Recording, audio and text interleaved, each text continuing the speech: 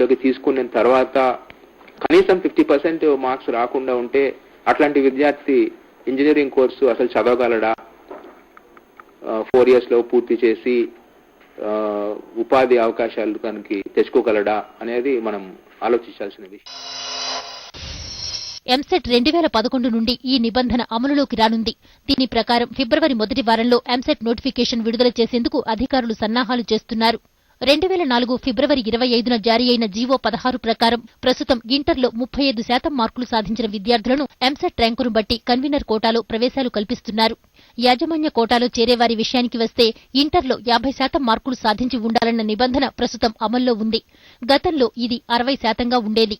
ఇక reserved category కిందకు వచ్చే విద్యార్థులు తప్పనిసరిగా 45% మార్కులు సాధించి ఉండాలని ఏఐసీటీఈ స్పష్టంగా పేర్కొంది. మరోవైపు విద్యారంగంలో ప్రమాణాలు రోజురోజుకీ దిగజారిపోతున్నాయి. 2009, 2010లో జేఎన్టీయూ హైదరాబాద్ నుంచి ప్రథమ సంవత్సరంలో 20% మాత్రమే ఉత్తీర్ణత సాధించారు. ఈ నేపథ్యంలో జాతీయ స్థాయి పరిస్థితులను పరిగణనలోకి తీసుకున్న అఖిల భారత సాంకేతిక విద్యాశాఖ మండలి విద్యార్థులు ఇంటర్లో 50% మార్కులు సాధించి తీరాలని స్పష్టం చేసింది. ఈ జాబ్ రిలేటెడ్ స్కిల్స్ లేని పక్షంలో ఆ విద్యార్థికి మనం లాభం చేయడం కంటే నష్టమే ఎక్కువ చేస్తున్నాము అనేది మనం ఆలోచించాల్సిన విషయం. ఏఐసీటీఈ తాజా నిబంధనతో గ్రామీణ, దళిత విద్యార్థులు ఇంజనీరింగ్ విద్యకు దూరమయ్యే అవకాశముందని విద్యావేత్తలు అంచనా వేస్తున్నారు. ప్రపంచీకరణ నేపథ్యంలో ప్రమాణాలు పెంచవలసిన అవసరం ఉందని, ఇందుకనుగుణంగా ప్రవేశ పరీక్ష విధానంలో మార్పులు తేవాలని వారు అభిప్రాయపడుతున్నారు. మీ యొక్క సంస్కరణ ఏదో వ్యతిరేకించేవాని కాదు, మీ సంస్కరణను కొద్దిగా మెరుగుపరచండి అని అడుగుతున్నాను నేను. మీరు చేసేటప్పుడు మేము కూడా ఆ దళిత వర్గాలకు ఎంతో మీరు బాధ్యత వహించండి అని అడుగుతున్నాను. నేను స్టాండర్డ్స్ తక్కువ చేయడం అనేటువంటి మనిషిని అనేవాడిని కాదు. స్టాండర్డ్స్ తో సహా ఇంక్లూజివ్ డెవలప్మెంట్ చూడండి. గ్రామీణ, పేద విద్యార్థులను నిరుత్సాహపరిచేందుకే ప్రభుత్వం ఇలాంటి నిబంధనలను తీసుకువస్తోందని విద్యా సంఘాలు మండిపడుతున్నాయి. ఏఐసీటీఈ అనాలోచిత నిర్ణయాలను సర్కార్ వ్యతిరేకించాలని డిమాండ్ చేస్తున్నాయి. పాలిటెక్నిక్ విద్యార్థులు కూడా పాలిటెక్నిక్ చేరుకోవాలంటే ఎస్ఎస్సీలో 50% పెట్టాలని కూడా ఏఐసీటీ ప్రతిపాదించింది. ఇలాంటి నిబంధనల వల్ల పేద మధ్య తరగతి వర్గాల విద్యార్థులు, గ్రామీణ ప్రాంత విద్యార్థులు, ప్రభుత్వ పాఠశాలలో, ప్రభుత్వ కళాశాలలో చదివినటువంటి పేద విద్యార్థులు ఖచ్చితంగా ఉన్నత విద్యకు దూరం అయ్యేటువంటి ప్రమాదం అనేది ఉన్నది. నాణ్యతా ప్రమాణాలను పక్కనబెట్టి ఇష్టానుసారంగా ఇంజనీరింగ్ కళాశాలలకు అనుమతులను ఇచ్చిన ఏఐసీటీఈ ఈ నిబంధనతో ఏ విధంగా విద్యా ప్రమాణాలను పెంచుతుందో వేచి చూడాల్సిందే. విద్యార్థులు భవిష్యత్తులో తాము చదవాలనుకుంటున్న కోర్సులు, వాటిని అందిస్తున్న యూనివర్సిటీలు, నోటిఫికేషన్ల వివరాలను ముందుగా తెలుసుకోవడం చాలా అవసరం. లేకపోతే చివరి నిమిషంలో ఉరుకులు పరుగులతో దరఖాస్తులను దాఖలు చేయాల్సి వస్తుంది. ఒక్కోసారి యూనివర్సిటీలు సమయం దాటిపోయిందంటూ దరఖాస్తులను వెనక్కి పంపే అవకాశం కూడా ఉంటుంది. పలు విశ్వవిద్యాలయాలు వివిధ కోర్సుల్లో ప్రవేశానికి నోటిఫికేషన్ విడుదల చేశాయి. అవేంటో చూద్దాం. యూనివర్సిటీ ఆఫ్ అలహాబాద్ ఎంబీఏ కోర్సులో ప్రవేశానికి దరఖాస్తులు కోరుతోంది. 50% మార్కులతో ఏదైనా డిగ్రీ పూర్తి చేసిన వారు ఈ కోర్సు చేసేందుకు అర్హులు. దరఖాస్తులను వెబ్సైట్ నుండి డౌన్లోడ్ చేసుకోవచ్చు. దరఖాస్తుల దాఖలుకు చివరి తేదీ 2011 జనవరి 22. ఇతర వివరాలకు www.monirba.com వెబ్సైట్ చూడవచ్చు. Asia Pacific institute of management PGDM executive marketing కోర్సుల్లో ప్రవేశానికి దరఖాస్తులు కోరుతోంది. ఏదైనా డిగ్రీ పూర్తి చేసిన వారు ఈ కోర్సు చేసేందుకు అర్హులు. దరఖాస్తులను వెబ్సైట్ నుండి డౌన్లోడ్ చేసుకోవచ్చు. దరఖాస్తుల దాఖలుకు చివరి తేదీ 2011 జనవరి 15. ఇతర వివరాలకు www.asiapacific.edu వెబ్సైట్ చూడవచ్చు.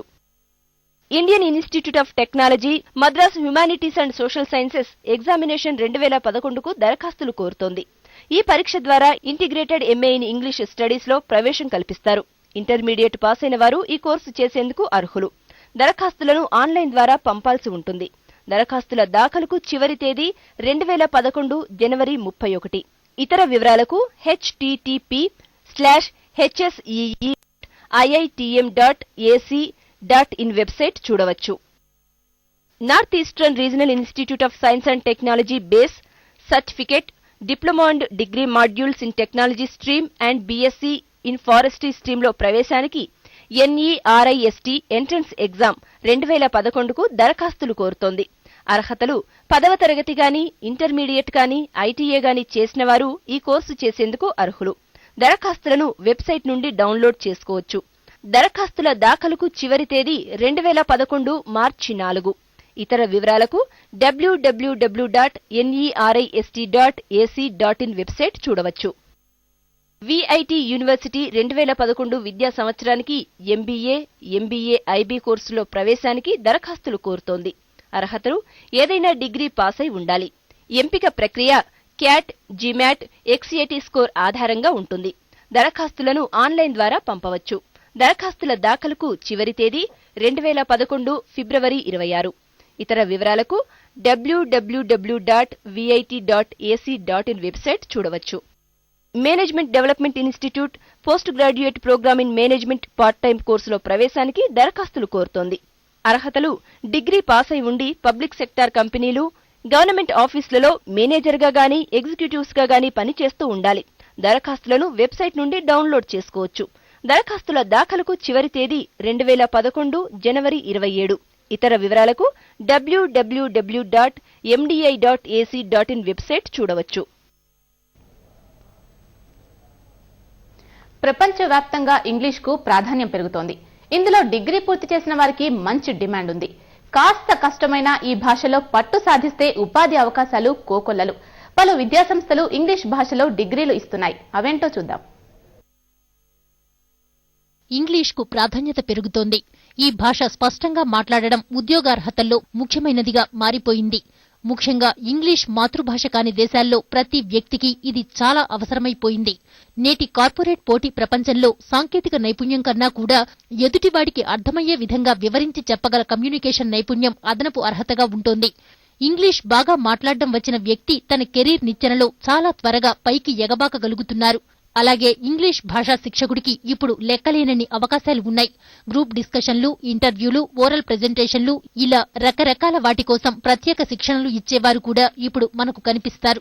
ఈ ఇంగ్లీష్ ట్రైనర్లు ఒక్కో వ్యక్తిలో ఉండే లోపాలు అంటే గ్రామర్ తప్పులు లేకుండా వాక్యాల రూపకల్పన, పదజాలంపై పట్టు లేకపోవడం, జనంతో మాట్లాడటానికి జంకడం, తనలోని నైపుణ్యాన్ని సరిగా ప్రదర్శించలేకపోవడం లాంటి లోపాలను సరిదిద్దడంపై దృష్టి పెడుతుంటారు. సంభాషణలో ఉపయోగించే భాష ఇంగ్లీష్ అయినప్పుడు అందులో మంచి పాండిత్యం ఉండడం చాలా అవసరం. ఇంగ్లీష్ నేర్చుకునేందుకు నిరంతర ప్రాక్టీస్ చాలా ముఖ్యం. ఏ వ్యక్తి అయినా సరే తరగతి గదిలో తాను నేర్చుకున్న దానిలో 10 నుంచి 15% మాత్రమే సంస్థ కోసం ఉపయోగిస్తాడని, మిగతాది అంతా కూడా కమ్యూనికేషన్ స్కిల్ పైనే ఆధారపడి ఉంటుందని పరిశోధనలు చెబుతున్నాయి. ఇంగ్లీష్కు సంబంధించిన కోర్సులు చేసిన వారికి మంచి భవిష్యత్తు ఉంది. ఈ భాషలో డిగ్రీ పూర్తి చేసి ఏదైనా సంస్థలో ట్రైనర్ ఉద్యోగాన్ని చేయవచ్చు. అలాగే అన్ని ఇంజనీరింగ్, మేనేజ్మెంట్ సంస్థల్లో లెక్చరర్గా స్థిరపడొచ్చు. దేశవ్యాప్తంగా పలు విశ్వవిద్యాలయాలు ఇంగ్లీష్ భాషలో డిగ్రీలు ఇస్తున్నాయి. అందులో English and foreign language university Hyderabad, Jawaharlal Nehru university New Delhi, Delhi university New Delhi, Jamia Millia university New Delhi, Banaras Hindu university Varanasi, Aligarh Muslim university Aligarh, Gujarat university Ahmedabad, Guru Nanak Dev university Amritsar ఉన్నాయి. ఇంగ్లీష్ భాషలో మాస్టర్స్ డిగ్రీ పూర్తి చేసి ప్రభుత్వ, ప్రైవేట్ సంస్థలు, విద్యా సంస్థల్లో ఉద్యోగం పొందవచ్చు. సొంతంగా ట్రైనింగ్ ఇన్స్టిట్యూట్ కూడా పెట్టుకోవచ్చు. మొదట్లో ట్రైనర్ ఆదాయం 10,000 నుంచి 20,000 రూపాయల దాకా ఉన్నప్పటికీ ఆ తర్వాత పెరుగుతూ ఉంటుంది. ఇంటర్నెట్ వినియోగం రోజురోజుకు పెరుగుతోంది. లైబ్రరీలు, పుస్తకాలతో సహా పలు అంశాలకు నెట్ ప్రత్యామ్నాయంగా ఉంటుంది. అయితే ఇలా అన్ని విషయాలకు వెబ్ పై ఆధారపడడం సరైందేనా అన్న అనుమానం అందరికీ కలుగుతూ ఉంటుంది. ఈ ప్రశ్నకు ఒక వెబ్సైట్ సమాధానమిస్తుంది. అదేంటో చూద్దాం. నేడు ఇంటర్నెట్ నిత్యావసరాల్లో ఒకటిగా మారిపోయింది. ముఖ్యంగా విద్యార్థులకు నెట్ లేనిదే ఏ పని జరగని పరిస్థితి ఏర్పడింది. అయితే నెట్లో చదివిన విషయాలన్నింటినీ నమ్మేందుకు వీల్లేదు. అలాగే ఎవరో ఒకరు ఏదో ఒక విషయాన్ని తమ హోం పేజ్లో పెట్టినంత మాత్రాన అది విజ్ఞాన సర్వస్వం కాదు. ఈ విషయం తెలియక విద్యార్థులు చాలా నష్టపోతున్నారు. ఇంటర్నెట్లో మనకు కావలసిన అంశాన్ని శోధించడం, ఆ విషయాన్ని మదింపు చేయడం, దానిని సరైన తీరులో ఉపయోగించుకోవడం విద్యార్థులతో పాటు వారి తల్లిదండ్రులకు సవాల్గా మారింది. దీంతో విశ్వసనీయ వెబ్సైట్లను వెతుక్కోవడం తప్పనిసరైంది. www.refdesk.com వెబ్సైట్ ఇందుకు సాక్ష్యంగా నిలుస్తోంది. ఈ వెబ్సైట్ను ప్రతి విద్యార్థి బుక్ మార్కుగా ఉపయోగించుకోవచ్చు. హోంవర్క్ నుంచి ప్రాజెక్ట్ వర్క్ వరకు ఎవరైనా దీనిపై నిస్సంకోచంగా ఆధారపడవచ్చు. పలు వనరుల వెబ్సైట్లను ఇది తేలిగ్గా అందిస్తుండటంతో దీనిని సంపూర్ణ రిఫరెన్స్ డెస్క్ అని అభివర్ణించవచ్చు. ఈ సైట్ 1995లో వెబ్ ప్రపంచంలోని అత్యుత్తమ నిఘంటువులు, విజ్ఞాన సర్వస్వాలు, క్యాలిక్యులేటర్లు, వార్తల ప్రధాన శీర్షికలు, సెర్చ్ ఇంజన్లను వీక్షకులకు అందుబాటులోకి తెచ్చింది. విద్యార్థులు హోంవర్క్ చేసుకునేందుకు అవసరమైన ఫీచర్ సైతం ఇందులో ఉంది.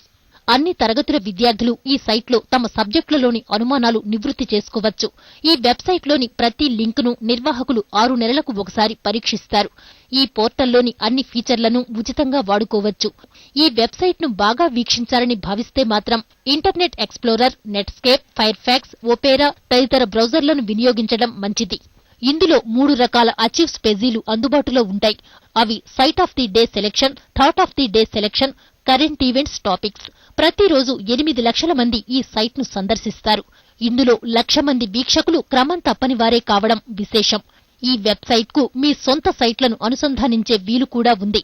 ఈ వెబ్సైట్లో జవాబు లభించని ప్రశ్నలను రిఫరెన్స్ డెస్క్ వెబ్ మాస్టర్కు పంపించవచ్చు. ఇవి ఇవాల్టి విద్యా వార్తలు. నమస్కారం.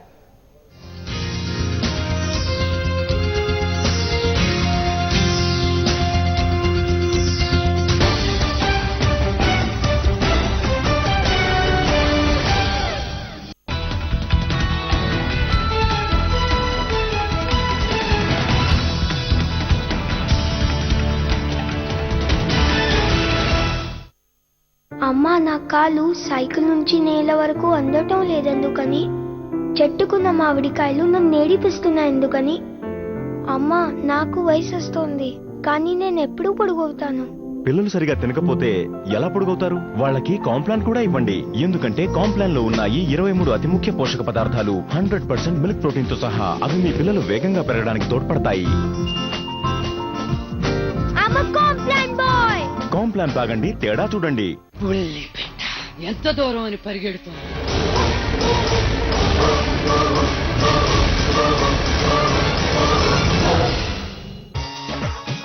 Excuse me. College trainee. Welcome. I'm your chief architect, but so young. And this is your London head office. Wow. Mummy, మళ్ళీ క్లాస్ లో ఇప్పుడు స్కిన్ సాఫ్ట్నెస్ మరియు కొత్త అపురూపమైన పరిమళంతో చర్మాన్ని ఎంతో మెరిపించే ఇది చర్మాన్ని ఉంచుతుంది ఏళ్ల తరబడి. సాధారణ సబ్బుపై పడతాయి ఇతని క్రిములతో నిండిన చేతులు. అందువల్ల డెటాల్ హ్యాండ్ వాష్. దీని ప్రతి చుక్క శుభ్రమైనది, స్పృశించనిది. Dettol, the 100% sure. ప్రజలు తరచు జబ్బు పడడానికి వారి అలవాట్లు కూడా ఒక కారణం. అందుకే డెటాల్ మరియు కొందరు హెల్త్ ఎక్స్పర్ట్స్ 6,000 మందికి హెల్దీ అలవాట్లు నేర్పించారు. ప్రజలు ఈ అలవాట్లతో పాటు ప్రతిరోజు డెటాల్ ని వాడడం అలవరుచుకుంటే జబ్బులు 75% వరకు తగ్గాయి. డెటాల్ అలవాటు హెల్దీ అలవాటు. Dettol, the 100% sure.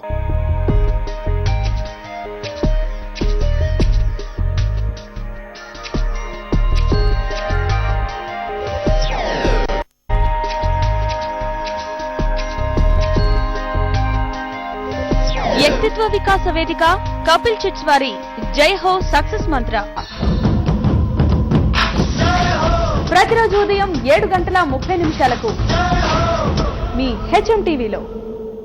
ఈ కార్యక్రమాన్ని మీకు సమర్పిస్తున్న వారు కపిల్ చిట్స్, మీ కళలకు సాకారం.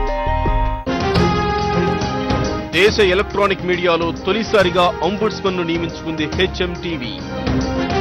ప్రముఖ పాత్రికేయులు జిఎస్ వరదాచారి వీక్షకుల తరపున అంబుడ్స్మన్ గా వ్యవహరిస్తారు.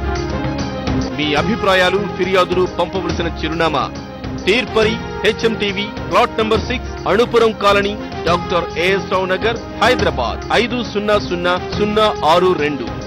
Email teerpari@hmtv.in.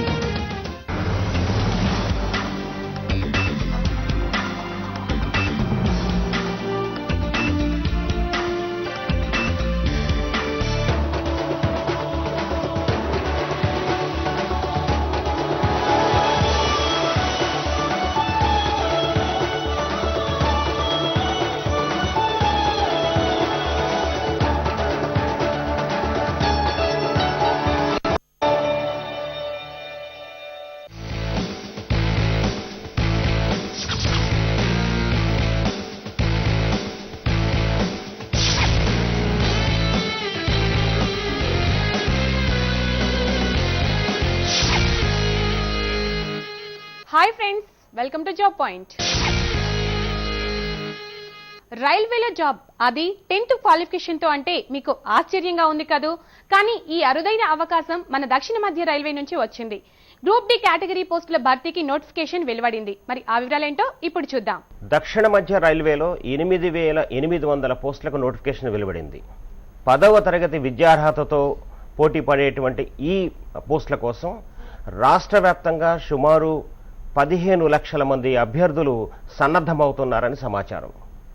దీనికి నిర్వహించేటువంటి రాత పరీక్షలో ఏ విభాగాలు ఉంటాయి, ఎటువంటి నైపుణ్యాలను పెంపొందించుకోవాలి, ఏ విధంగా సన్నద్ధం కావాలి అనే విషయాలు తెలియజేయడం కోసం, తగిన సూచనలు ఇచ్చేందుకోసం మెంటల్ ఎబిలిటీ నిపుణులు రవిపాల్ రెడ్డి గారు మనతో పాటు ఉన్నారు. రవిపాల్ గారు స్వాగతం అండి. నమస్తే.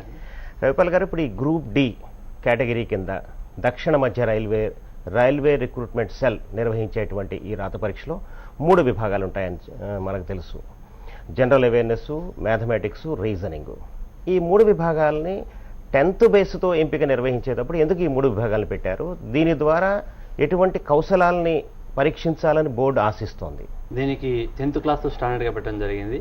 అంటే అభ్యర్థికి 10th క్లాస్ వరకు జనరల్ అవేర్నెస్, జనరల్ నాలెడ్జ్ పెట్టడంలో ప్రపంచంలో కనీస అవగాహన ఏ విధంగా ఉంది, ప్రపంచ పరిస్థితులపైన కనీస అవగాహన ఏ విధంగా ఉంది, తన పరిసరాలు, ప్రాపంచిక విజ్ఞానం, వాటిపైన ఎలాంటి అవగాహన తెలుసుకోవడం కోసం పెట్టడం జరిగింది.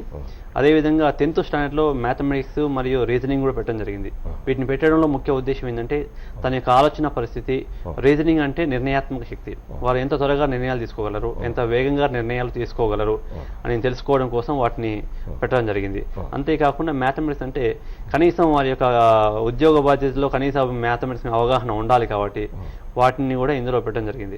కాబట్టి అభ్యర్థి ఈ అన్ని అంశాలపైన కనీస అవగాహన పెంచుకొని వీటికి ప్రిపేర్ అవుతే చాలా బాగుంటుంది. అయితే రవిపాల్ గారు, ఇప్పుడు ఇందులో ఉండేటువంటి పోస్టులు మనం పరిశీలించినట్లయితే ట్రాక్మన్, సఫాయి వాలా, హెల్పర్, పోర్టర్ ఇటువంటి లోయర్ ఎండ్ జాబ్స్ ఉన్నాయి. సో వీటికి నిర్వహించేటువంటి విధులకి ఈ పరీక్షించేటువంటి సబ్జెక్టులకి ఉండేటువంటి అనుసంధానం ఏమిటి? ఏ రకమైన నైపుణ్యాలని ఈ పోస్టులలో అభ్యర్థి ఉండాలని బోర్డు భావిస్తూ ఉంటుంది? ఈ పోస్టులు ఏవైనప్పటికీ కూడా వీరికి మ్యాథమెటిక్స్ మీద కనీస అవగాహన ఉండాలి. ఎందుకంటే వీరు చేసే పనులలో కావచ్చు, ట్రాక్మెన్ కానీ వాటిని చేసేటప్పుడు ఈ కనీసం మ్యాథమెటిక్స్ మీద అవగాహన ఉండాలి. మ్యాథమెటిక్స్ మీద అవగాహన లేకుండా వారు చేయడం అనేది కష్టంగా ఉంటుంది.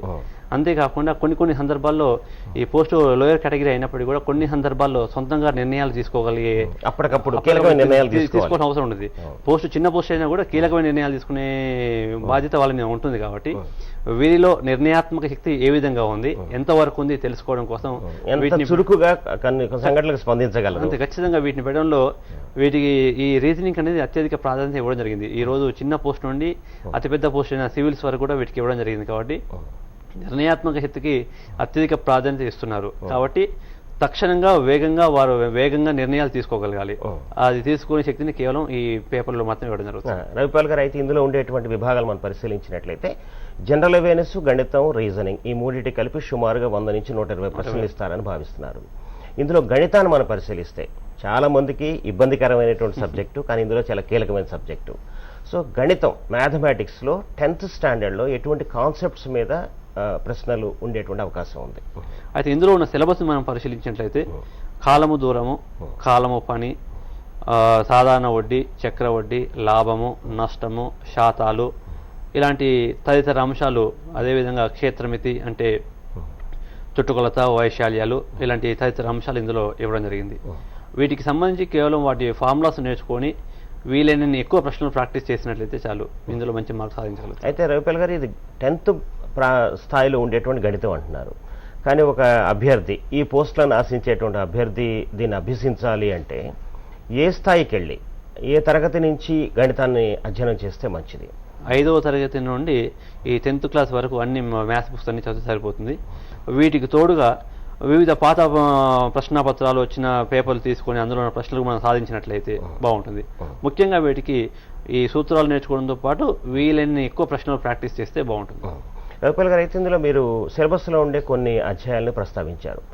ఇందులో గణితంలో కష్టంగా ఉండే కాన్సెప్ట్లు ఏమిటి, సులభంగా ఉండే కాన్సెప్ట్లు ఏంటి? కష్టంగా అంటే మనకు చాలా మంది ఈ చుట్టుకొలతలు, వైశాల్యాలు, ఈ ఘన పరిమాణాలు అంటే క్షేత్రమితిలో మనకు చాలా మంది కొంచెం ఇబ్బందిగా ఫీల్ అవుతారు. ఎందుకంటే వృత్తము, త్రిభుజము, చతుర్భుజము, చతురస్రము ఇవన్నీ వినడానికి ఒకే విధంగా ఉన్నా కూడా వాటి యొక్క అసలు ఏంటి అనేది కొంచెం ఇబ్బందికరంగా ఫీల్ అవుతారు. కాబట్టి ముఖ్యంగా వాటికి సంబంధించిన డయాగ్రామ్స్ ముందు పెట్టుకొని కేవలం చదువుకుంటూ చతురస్రము, ఫార్ములా, చుట్టుకొలత, వైశాల్యం, అదేవిధంగా దీర్ఘ చతురస్రం వాటి ఫార్ములాస్ బైహార్ట్ చేయడం కాకుండా చతురస్రం అన్నప్పుడు దానికి సంబంధించిన డయాగ్రామ్ ముందు మనం పెట్టుకొని వాటి ఫార్ములాస్ నేర్చుకోవాలి.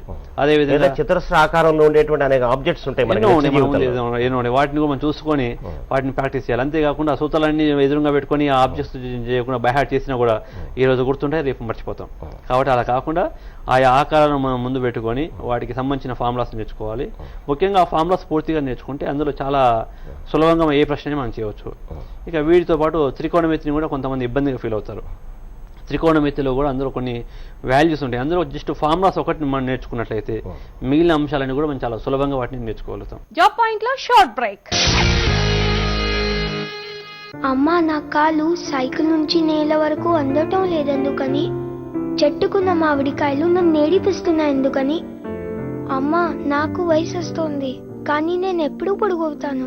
పిల్లలు సరిగా తినకపోతే ఎలా పొడుగవుతారు? వాళ్ళకి కాంప్లాన్ కూడా ఇవ్వండి. ఎందుకంటే కాంప్లాన్ లో ఉన్నాయి 23 అతి ముఖ్య పోషక పదార్థాలు 100% మిల్క్ ప్రోటీన్ తో సహా. అవి మీ పిల్లలు వేగంగా పెరగడానికి తోడ్పడతాయి.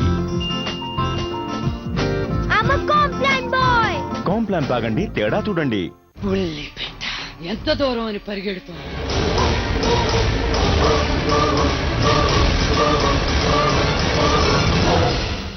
ఇదో అత్యంత గగుర్పాటు క్షణం.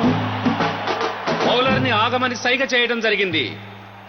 వరల్డ్ కప్ హీరోకి ఆట చూడటంలో ఇబ్బందిగా ఉన్నట్టుంది. లెగ్ అంపైర్ ని జరగమని సైగ ఇప్పుడు సరిగ్గా కనిపిస్తుంది. సచిన్ 199 దగ్గర ఇక అత్యంత అద్భుతమైన షాట్ తో మోగింది వరల్డ్ కప్ హీరో ఫోన్. అరే, నేను మ్యాచ్ చూస్తున్నాను, తర్వాత ఫోన్ చేయి. కాల్ పూర్తయింది, ఇంకా పూర్తయింది. Sachin double century. Man of the match award తీసుకునేందుకు ముందుకెళ్తున్నారు సచిన్, కానీ ఆగారు. ఓ, వీరి కోసమా? మీరు కూడా కావచ్చు క్యాస్ట్రాల్ వరల్డ్ కప్ హీరో. వీరిలా క్యాస్ట్రాల్ కొనండి, ఇక దర్జాదా వరల్డ్ కప్ చూడండి స్టేడియంలో. ఇంకా ఎన్నో ప్రైజులు గెలుచుకోండి నా ఆటోగ్రాఫ్ తో పాటు. ఇప్పుడు స్కిన్ సాఫ్ట్నెస్ మరియు కొత్త అపురూపమైన పరిమళంతో చర్మాన్ని ఎంతో మెరిపించి ఇది చర్మాన్ని ఉంచుతుంది ఏళ్ల తరబడి.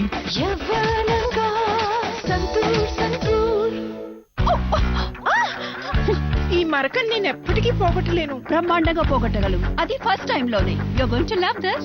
ఇదిగో కొత్త వానిష్ ఎక్స్పర్ట్ స్టెయిన్ రిమూవర్. ఒక్క స్కూప్ చాలు. దీంట్లో ఉంది 10 రెట్లు ఎక్కువ ఆక్సిజన్. అది జిడ్డు మరకల్ని పోగొడుతుంది ఫస్ట్ టైం లోనే. అమేజింగ్ కదా? ప్రతి ఉతుకులో డిటర్జెంట్ తో పాటు వాడు. ఒకే ఒక scoop vanish. New vanish. Trust pink. Forget stains. ఏదో మిస్సింగ్ యార్. వీట్ హెయిర్ రిమూవల్ క్రీమ్ ఇప్పుడు డబుల్ మాయిశ్చరైజర్ తో. ఇది నాకు ఇస్తుంది స్మూత్ మరియు గ్లోయింగ్ స్కిన్, అది కూడా కేవలం 3 నిమిషాల్లో. ఇంకో షాట్ చేద్దాం. వీట్ ఒక అందమైన అనుభూతి. Welcome back to job point. Maths అంటే 10th స్టాండర్డ్ వరకు ఉన్న మ్యాథ్స్ పట్ల చాలా మంది భయం ఉంటుంది. 10th ఏదో విధంగా గట్టెక్కుతారు, మిగతా సబ్జెక్టులో బాగా మార్కులు వచ్చినా మ్యాథ్స్లో చాలా స్వల్ప మార్కులతో బయటపడతారు. ఇప్పుడు వాళ్ళు డిగ్రీలు చేసినా పీజీలు చేసినా మ్యాథ్స్ అంటే భయమే ఉంటుంది. అటువంటి అభ్యర్థులు ఈ విభాగాన్ని ఏ విధంగా ఎదుర్కోవాలి, ఏ విధంగా సరళతరం చేసుకోవాలి, ప్రిపరేషన్ ఎటువంటి మెలకువలు అవలంబించాలి? మనకు మ్యాథమెటిక్స్ అనేసరికి ఒక దురదృష్టం ఏంటి అంటే మన తెలుగు అకాడమీ పుస్తకంలో కానీ కొన్ని పద్ధతులు అనేది మూత పద్ధతిలో మన తాతల నుండి ఇప్పటి వరకు కూడా మూత పద్ధతిలో వస్తున్నాయి. నిజానికి మ్యాథమెటిక్స్ అనేది చాలా సులభమైన సబ్జెక్టు. మన వేదాల్లో మనకు ఉన్న వేద గణితం అనేది ఒకటి ఉంది, అది చాలా తెలియదు. వేద గణితం అంటే వేదిక్ మ్యాథమెటిక్స్ మనం చెప్పుకుంటున్నాము. ఈ వేద గణితం పద్ధతి ప్రకారం మనం నేర్చుకున్నట్లయితే ఎలాంటి క్యాలిక్యులేషన్స్ అయినా కూడా చాలా సులభంగా నేర్చుకోగలుగుతారు. మనం ప్రాక్టికల్గా ఎంతోమంది విద్యార్థులకు శిక్షణ ఇచ్చి చూపించాం. ఆ మ్యాథ్స్ అంటే భయం ఉన్న విద్యార్థులు కూడా ఈ వేద గణితం ద్వారా చాలా సులభంగా నేర్చుకోగలిగారు. అంటే ఇప్పుడు ఈ గణితాన్ని కూడా కొంత వేద గణితం ద్వారా ప్రవేశం పొందొచ్చు అంటారు. వేద గణితం చాలా చక్కని. వేద గణితంలో ఉన్న పెద్ద పెద్ద గుణకారాలు ఉన్నాయి. గుణకారాలు చేయాలంటే ఈ రోజు డిగ్రీ విద్యార్థులు కూడా ఆర్ట్స్ వాళ్ళు చాలా భయపడుతుంటారు. అఫ్కోర్స్ ఇతర అంశాలు వాళ్ళు ఎంత పర్ఫెక్ట్ అయినా కూడా ఈ గుణకారం చాలా ఇబ్బంది ఫీల్ అవుతారు. కొన్ని పెద్ద పెద్ద గుణకారాలను కూడా ఈ చిట్కాలు విన్న తర్వాత మ్యాథ్స్ అంటే భయం ఉన్న విద్యార్థులు క్యాలిక్యులేటర్ లేకుండా, పెన్ను లేకుండా, పేపర్ లేకుండా క్యాలిక్యులేటర్ కన్నా వేగంగా ఇలాంటి చిట్కాలు. కాకపోతే ఇలాంటి చిట్కాలు అనేది చాలా మందికి అందుబాటులో లేకపోవడం, తెలుగు ఎక్కడ పుస్తకాలు కూడా లేకపోవడం అనేది కొంచెం దురదృష్టకరం. సో వీటిని వీలైనంత వరకు తమ దగ్గరలో అందుబాటులో ఉన్న నిపుణుల దగ్గర శిక్షణ పొంది వీటిని ప్రాక్టీస్ చేస్తే చాలా చక్కని ఫలితాలు ఆశిస్తారు. అయితే రవిపాల్ గారు, ఇప్పుడు చాలా మంది అభ్యర్థులు దాదాపుగా ఈ పోస్టులకి 15 లక్షల దరఖాస్తులు వస్తాయని దక్షిణ మధ్య రైల్వే అంచనా వేస్తోంది. వీరందరూ కూడా ఇతర వృత్తుల్లో ఉండి చదువుకు చాలా కాలం దూరం అయిపోయి ఇప్పుడు మళ్ళీ ఒక రైల్వే పోస్టు అనే ఉద్దేశంతో పరీక్ష రాస్తానికి సన్నద్ధమవుతున్న వాళ్ళు. వీళ్ళకి ఇప్పుడు గణితం చేయటం అంటేనే చాలా కష్టసాధ్యమైనటువంటి ప్రక్రియ. సో అటువంటి వాళ్ళు సీరియస్ అభ్యర్థులు ఎలా దీన్ని సులభతరంగా, చాలా ఆనందంగా, ఆహ్లాదకరంగా ఈ ప్రాక్టీస్ చేయొచ్చు? సో ముందుగా మనసులో గణితం అంటే భయం అనే భావన పోగొట్టండి. గణితం అంటే ఒక దయ్యం అనే భావన పోగొట్టండి. ముందు ఈ లోయర్ క్లాస్ నుండి 4th క్లాస్ 5th క్లాస్ నుండి మ్యాథమెటిక్స్ లో ఉన్న ప్రాథమిక అంశాన్ని పూర్తిగా సులభంగా ఉంటాయి. అక్కడ చాలా సులభంగా ఉంటాయి. ముందే మనం 10th క్లాస్లో వెళ్ళి డైరెక్ట్ క్వశ్చన్ మనం చేసినట్లయితే చాలా కష్టతరంగా ఉంటుంది. కాబట్టి మీరు ముందుగా 4వ తరగతి నుండి 10వ తరగతి వరకు ఉన్న గణిత పుస్తకాలని సేకరించండి. సేకరించిన తర్వాత ప్రాథమిక అంశాలు ముందు చదవండి. ప్రాథమిక అంశాలు ప్రాక్టీస్ చేయండి. అందులో ఉన్న అంశాల అవగాహన నేర్చుకోండి. సహజ సంఖ్యలు అంటే ఏంటి, పూర్ణాంకాలు అంటే ఏంటి, పూర్ణ సంఖ్యలు అంటే ఏంటి, అతి ముఖ్యమైన అంశం ప్రధాన సంఖ్యలు అంటే ఏంటి, ఇలాంటి అంశాలన్నీ కూడా మనకు ప్రాథమిక స్థాయిలో చదువుతుంటే చాలా సులభంగా అనిపిస్తుంది. ఎందుకంటే ఇప్పుడు ఆల్రెడీ మనం డిగ్రీ కూడా ఇంటర్ డిగ్రీ పూర్తయింది కాబట్టి మన స్థాయికి అవి చాలా సులభంగా అనిపిస్తుంది. అవగాహన పెరిగి ఉంటుంది కాబట్టి ఇప్పుడు నేర్చుకుంటే చాలా సులభంగా ఉంటుంది. ఇప్పుడు వాటిని ఆ విధంగా ప్రాథమిక దశలో వెళ్తూ అందులో అన్ని క్వశ్చన్లు చేయండి. ఒక అభ్యాసంలో ఒక 10 క్వశ్చన్లు ఉన్నాయి అనుకోండి, మొదటి 2-3 క్వశ్చన్లు చేసేసరికి అవి మనకు వచ్చు కదని వదిలేస్తాం. అలా కాకుండా అందులో అన్ని ప్రశ్నలు చేయడం వలన ప్రాక్టీస్ అనేది మనం ఎక్కువగా చేసిన వాళ్ళం అవుతాం. కాబట్టి మీకు నమ్మకం వస్తుంది. ఆ నమ్మకాన్ని అదే విధంగా ఉంచుకుంటూ అన్ని ప్రశ్నలు ప్రతి అధ్యాయంలో ఉన్న టైం మనకు ఆల్రెడీ ఇంకా చాలా 5 నెలలు 6 నెలల సమయం ఉంది కాబట్టి, చాలా సమయం ఉంది కాబట్టి అన్ని ప్రశ్నలు చేస్తూ రావాలి. ఇదే సమయంలో ఈరోజు పలు దినపత్రికల్లో కూడా మనకు ఇలాంటి ఆర్టికల్స్ వస్తున్నాయి కాబట్టి వాటిని చేయాలి. ఎన్నో ఎగ్జామ్స్ కూడా జరిగాయి. దాదాపు ఈ గ్రూప్ డి ఎగ్జాము మన కానిస్టేబుల్ ఎగ్జామ్ సిలబస్ కూడా దాదాపు సేమ్ ఉంటుంది కాబట్టి కానిస్టేబుల్ సంబంధించిన పాత పేపర్లు కానీ, గ్రూప్ డి పేపర్లు కానీ, పాత పేపర్లు కానీ తీసుకొని వీలైనన్ని ఎక్కువ ప్రశ్నలు ప్రాక్టీస్ చేస్తే టైం చాలా కూడా చేయవచ్చు. చేస్తే విజయం అనేది మన చెంతలో ఉంటుంది. అయితే చివరగా చెప్పండి రవిపాల్ గారు, ఇప్పుడు మీరు ప్రస్తావించినట్టుగానే దీనికి రాత పరీక్ష తేదీని ఇంకా దక్షిణ మధ్య రైల్వే పేర్కొనలేదు. సుమారుగా 5-6 నెలల సమయం అయితే మినిమం ఉంది. 15 లక్షల అప్లికేషన్స్ని ప్రాసెస్ చేసి హాల్ టికెట్లు పంపాలి. సో కాబట్టి 5-6 నెలల సమయంలో ఈ మొత్తం గణితం, జనరల్ నాలెడ్జ్, రీజనింగ్లో గణిత విభాగాన్ని ఇక్కడి నుంచి పట్టు తెచ్చుకొని మంచి మార్కులను సాధించాలంటే ఏ విధంగా ప్లాన్ చేసుకోవాలి, ఏ విధంగా షెడ్యూల్ చేసుకుని గణితం మీద మంచి సాధికారికత సాధించగలరు? ఒక్కటి గుర్తుంచుకోవాలి, ప్రతి అభ్యర్థి కూడా ఇది బట్టి పడితే వచ్చేది కాదు, బైహార్ట్ చేస్తే వచ్చేది కాదు. ఈరోజు బట్టి పట్టినా కూడా ఈ రోజు మీరు 2+3 = 5 అని బట్టి పట్టారు అనుకోండి, రేపు ఎగ్జామ్ 1+4 వస్తే. కాబట్టి 2+3 = 5 ఎలా వచ్చింది అలా మనం నిశ్చితంగా పరిశీలిస్తూ ఎలా వచ్చింది, ఏ విధంగా వచ్చిందని ఆ సూత్రాన్ని కూడా మనం పరిశీలిస్తూ ప్రతిరోజు రెగ్యులర్గా కనీసం ఒక 2 గంటలైనా కూడా దీనికి కేటాయించాలి. మీకు వీలైన సమయంలో ప్రతిరోజు 2 గంటలు కేటాయిస్తూ ప్రాథమిక అంశాలు నేర్చుకుంటూ సూత్రాలని మననం చేసుకుంటూ ప్రతి సూత్రానికి సంబంధించి వీలైన ప్రశ్నలు ప్రాక్టీస్ చేయాలి. వీటితో పాటు వారానికి కనీసం ఒక రోజైనా కనీసం ఒక 2-3 పేపర్లు, ఒక రోజు ఆదివారం మొత్తం పాత పేపర్లు చేయడం కోసం పెట్టినట్లయితే టైం పెట్టుకుని చేసి రోజు ప్రాక్టీస్ చేయాలి, ఆదివారం నాడు ఎవాల్యుయేట్ చేసుకోవాలి. మెయిన్ కేవలం చదవడమే కాకుండా ప్రాక్టీస్ చేయడమే కాకుండా మనం ఎంతవరకు నేర్చుకున్నామని తెలుసుకోవడానికి పరీక్షలు అనేది మనకు మనమే పెట్టుకోవాలి. పరీక్షలు ఎవరు వచ్చి పెట్టడం కాకుండా పెట్టి అందులో ఎక్కడ పోతున్నో చూసుకోవాలి. ఆ విధంగా చేయడం వలన దీనిపైన మంచి పట్టు సాధించి మంచి మార్క్స్ సాధించగలుగుతాం. థ్యాంక్ యూ వెరీ మచ్ అండి. థ్యాంక్ యూ అండి. చూసారుగా 10th క్వాలిఫికేషన్ తో రైల్వేలో జాబ్ పొందే అవకాశం. దాదాపు 5 ఏళ్ల తర్వాత వచ్చిన ఈ అవకాశాన్ని సద్వినియోగం చేసుకోవాలంటే నేడే స్పందించండి. పూర్తి వివరాలకు రైల్వే వెబ్సైట్ కు లాగిన్ అవ్వండి. All the best.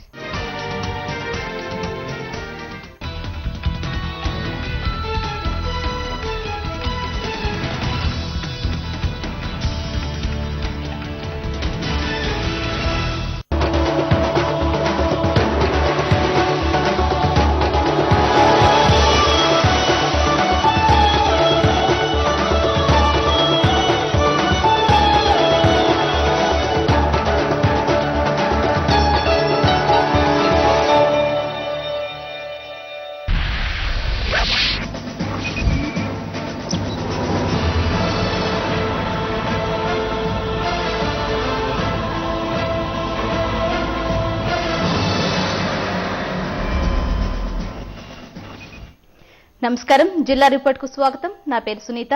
ఇవాటి జిల్లా రిపోర్ట్ లో వరంగల్, కరీంనగర్, ఖమ్మం, గుంటూరు జిల్లాల నుంచి హెచ్ఎం టీవీ ప్రతినిధులు అందించే ప్రత్యేక కథనాలను చూద్దాం.